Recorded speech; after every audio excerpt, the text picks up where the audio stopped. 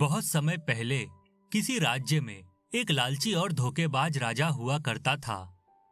एक दिन वह राजा शंभू नाम के दर्जी को दरबार में बुलवाता है और उसे एक दिन में कपड़े सिलने के लिए कहता है। राजा की यह बात सुनकर शंभू दर्जी घबरा जाता है, लेकिन वो अच्छी तरह जानता था कि अगर उसने राजा की बात नहीं मानी तो राजा उसे कड़ी सजा देगा। इस तरह मजबूरी में शंभू राजा की बात मान लेता है और एक दिन में कपड़े बनाने का वादा करके वहां से चला जाता है। उसके बाद घर जाकर शंभू राजा के लिए कपड़े बनाना शुरू कर देता है। लगातार मेहनत करने के बाद करीब आधी रात को शंभू राजा के कपड़े बनाकर तैयार कर देता है। उसके बाद शंभू आराम से चैन की नींद सोने चला जाता है, लेकिन थोड़ी देर के बाद एक डरावना भूत खिड़की से घर के अंदर दाखिल हो जाता है। तभी भूत की नजर राजा के कपड़ों पर पड़ती है। उन कपड़ों की सुंदरता देख भूत उन पर मोहित हो जाता है और उन कपड़ों को उठाकर वहां से चला जाता है। फिर अगली सुबह अपने घर से राजा के कपड़े गायब देख शंभू के होश उड़ जाते हैं। अरे नहीं, ये क्या हो गया? महाराज के कपड़े कहाँ चले गए? तभी दो सिपाही शंभू के घर पर पहुंच जाते हैं। सुनो शंभू, हम महाराज के कपड़े लेने आए हैं। चलो जल्दी से हमें महाराज के कपड़े दो। सिपाही की बात सुनकर शंभू रोने लगता है। मुझे माफ कर दीजिए सिपाही जी, मैंने रात को महाराज के कपड़े सिलकर तैयार कर दिए थे, लेकिन अचानक मेरे घर से वो कपड़े गायब हो गए। मेरा यकीन कीजिए, मैं बिल्कुल सच कह रहा हूँ। लेकिन सिपाही शंभू की बात पर यकीन नहीं करते और उसे पकड़कर दरबार में ले जाते हैं। महाराज, शंभू का कहना है कि इसके घर से आपके कपड़े चोरी हो गए। यह सुनते ही राजा गुस्से से आग बबूला हो जाता है। क्या कहा? मेरे कपड़े चोरी हो गए? उन कपड़ों पर महंगे हीरे मोती लगे हुए थे। लगता है शंभू ने लालच में आकर मेरे कपड़े कहीं छुपा दिए हैं। देख शंभू, मैं तुझे शाम तक का समय देता हूँ। मुझे मेरे कपड़े मिल जाने चाहिए, वरना मैं तुझे सरेआम फांसी पर लटका दूंगा। यह सुनकर शंभू घबरा जाता है और राजा के सामने गिड़गिड़ाने लगता है।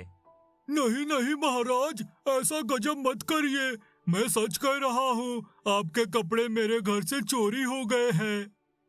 मैं कुछ नहीं जानता, शाम तक मुझे कपड़े मिल जाने चाहिए, वरना फांसी पर लटकने के लिए तैयार रहना। चल जा यहाँ से। उसके बाद शंभू उदास होकर वहां से चला जाता है और अपने घर पहुंचकर फूट फूट कर रोने लगता है। हे भगवान, ये सब मेरे साथ क्या हो रहा है? अब मैं राजा के कपड़े कहाँ से लाऊं? देखते ही देखते शाम हो जाती है। तभी शंभू सिपाहियों को अपने घर की ओर आते हुए देख लेता है। अरे नहीं, ये सिपाही तो मुझे पकड़ने आ रहे हैं। फिर शंभू घर के पीछे वाले दरवाजे से बाहर निकलकर भागने लगता है, लेकिन सिपाही उसे देख लेते हैं और सभी सिपाही शंभू का पीछा करने लगते हैं। भागते भागते शंभू जंगल में पहुंच जाता है। तभी उसे एक गुफा दिखाई देती है। अपनी जान बचाने के लिए शंभू गुफा के अंदर छुप जाता है।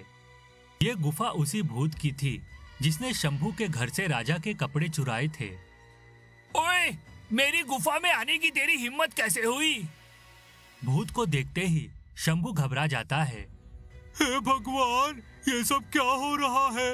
एक तरफ राजा मुझे जान से मारना चाहता है, दूसरी तरफ ये भूत मुझे मिल गया। हे, अब मैं क्या करूं? शंभू को दुखी देख भूत को उस पर दया आ जाती है। ओए, तू कौन है और कौन तुझे जान से मारना चाहता है? शंभू भूत को सारी बात बता देता है। अच्छा, तो कल रात मैंने तेरे घर से कपड़े चुराए थे। सच में तू तो बहुत ही कमाल का दर्जी है। तेरे बनाए हुए कपड़े बहुत अच्छे हैं। अरे भूत जी, मुझे वो कपड़े वापस कर दीजिए, वरना राजा मुझे फांसी पर लटका देगा।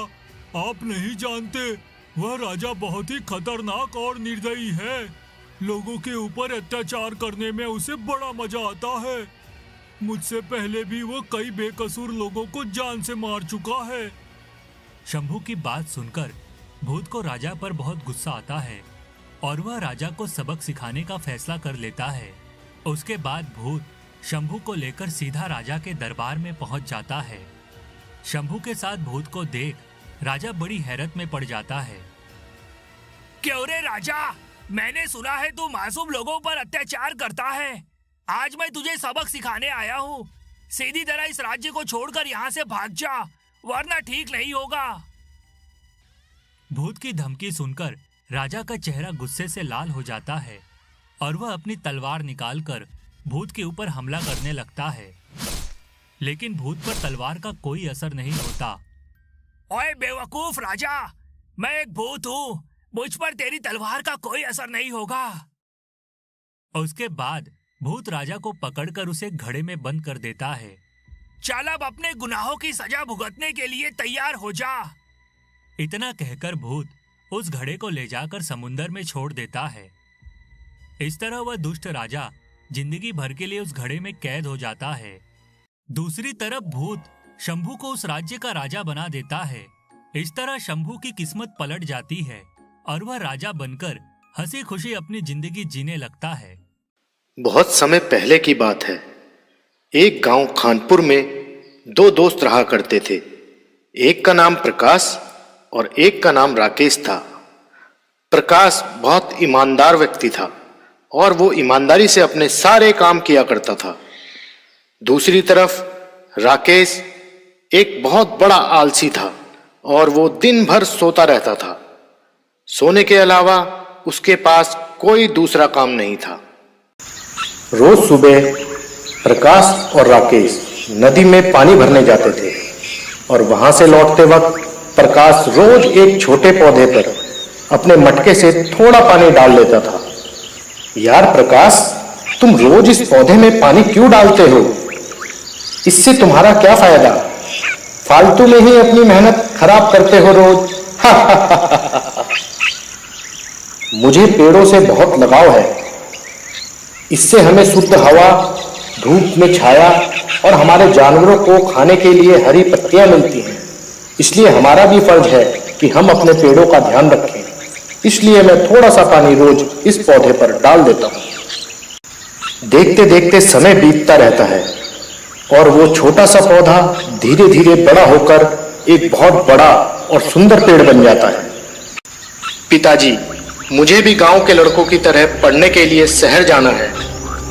बेटा, मेरे पास इतने पैसे नहीं हैं कि मैं तुम्हें पढ़ने के लिए शहर भेज सकूं।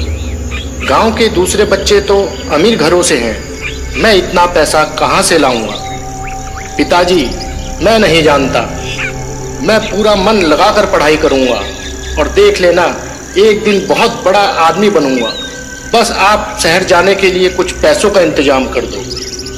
ठीक है, तुम अपनी पढ़ाई पर ध्यान दो, मैं कुछ करता हूं इंतजाम पैसों का। प्रकाश दुखी मन से जंगल की तरफ चल देता है और उस पेड़ के नीचे बैठ जाता है और सोचने लगता है कि मैं इतने पैसों का इंतजाम कैसे कर सकता हूँ। तभी उसे पेड़ से आवाज आती है।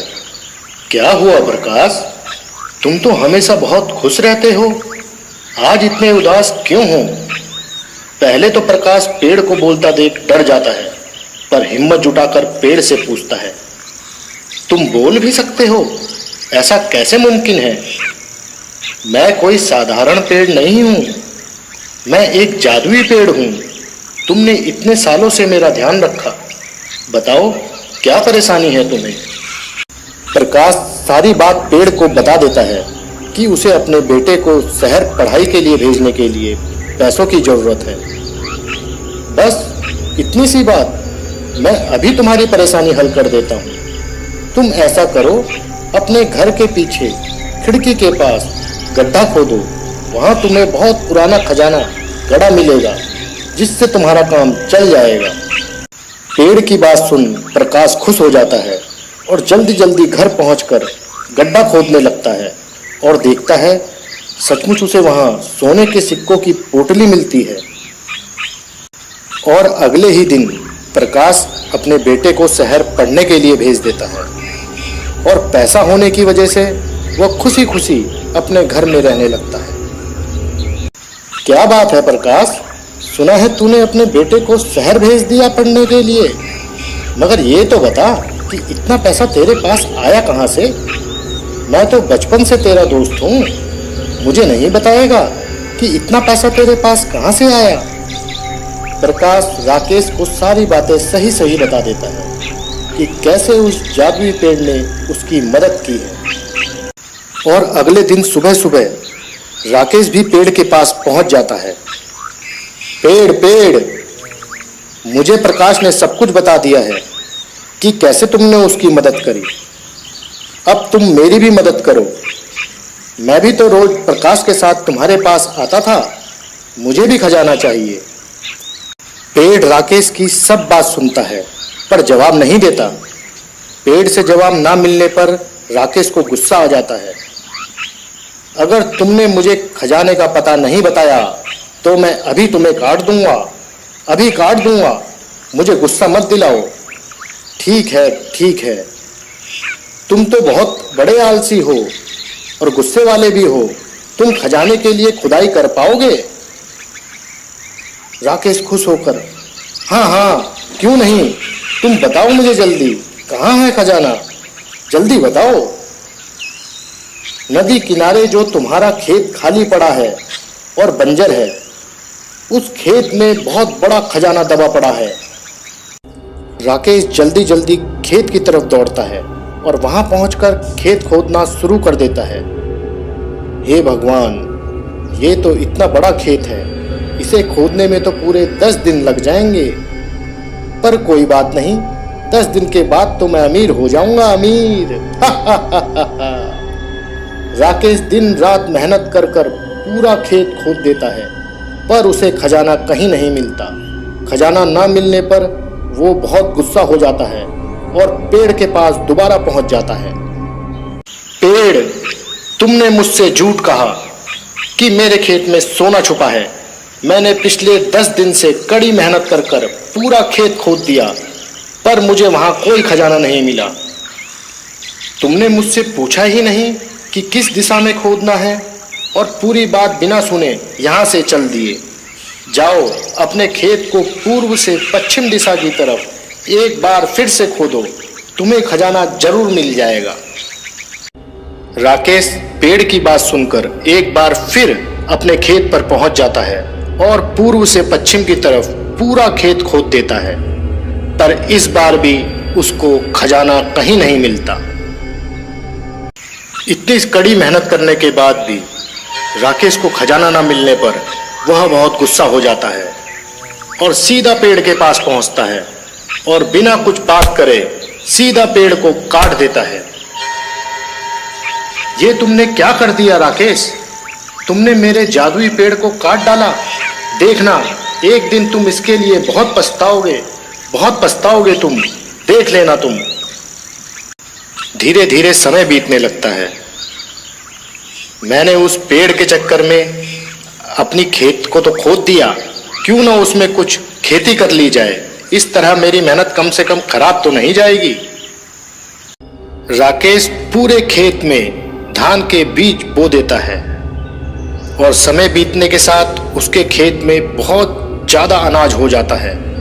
पूरे गांव में सबसे ज्यादा अनाज राकेश के ही खेत में होता है और उस अनाज को बेचकर राकेश को बहुत सारा पैसा मिल जाता है।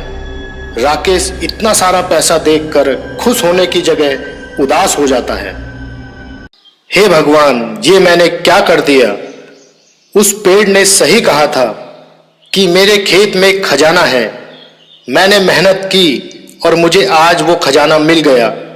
वो मुझे समझाना चाहता था कि मेहनत से हम बड़े से बड़ा खजाना प्राप्त कर सकते हैं और मैंने उसी को काट दिया। राकेश दौड़ता हुआ उस पेड़ के पास जाता है। मुझे माफ कर दो दोस्त, मुझे माफ कर दो। मैं तुम्हें समझ नहीं पाया, मुझे माफ कर दो। मैं तुम्हें फिर से जीवित करूंगा, चाहे उसके लिए मुझे कुछ भी करना पड़े। पास के ही एक जंगल में सिद्ध साधु बाबा रहते हैं। शायद वो हमारी कुछ मदद कर सके। चलो उनके पास चलते हैं। प्रकाश और राकेश पेड़ को जिंदा करने के लिए साधु बाबा की तलाश में जंगल की तरफ चल देते हैं और घने जंगल में काफी अंदर जाने पर उन्हें साधु बाबा एक नदी के किनारे बैठे मिल जाते हैं। साधु बाबा के पास पहुंचकर राकेश और प्रकाश साधु बाबा को सारी बात बता देते हैं कि किस प्रकार गुस्से के कारण राकेश ने वो जादुई पेड़ काट डाला जो कि सब गांव वालों की मदद करता था। अच्छा, तो ये बात है। ठीक है, अगर तुम दोनों में से कोई भी मेरे 2 प्रश्नों के उत्तर दे देगा तो मैं उस पेड़ को दोबारा जिंदा कर दूंगा। ठीक है साधु बाबा, आप अपने प्रश्न पूछिए, हम दोनों तैयार हैं। ठीक है, पहला प्रश्न, आसमान से ऊंचा कौन है? आसमान से ऊंचा पिता है, क्योंकि हम अपने पिता की ही परछाई में बड़े होते हैं। सही जवाब। दूसरा प्रश्न, मनुष्य का सबसे बड़ा धर्म क्या होता है? मनुष्य का सबसे बड़ा धर्म दूसरों की सहायता करना होता है। सही जवाब। तुमने मेरे दोनों प्रश्नों का उत्तर बिल्कुल सही दिया है। इसलिए ये लो ये जादुई शक्ति, और इस शक्ति को ले जाकर पेड़ के पास रख देना। तुम्हारा वो जादुई पेड़ फिर से जीवित हो जाएगा। जैसे ही प्रकाश और राकेश जादुई शक्ति पेड़ के पास रखते हैं, पेड़ एक बार फिर से जीवित हो जाता है। मुझे माफ कर दो दोस्त, मुझे माफ कर दो। मैं तुम्हारी बात समझ नहीं पाया और गुस्से में तुम्हें काट दिया।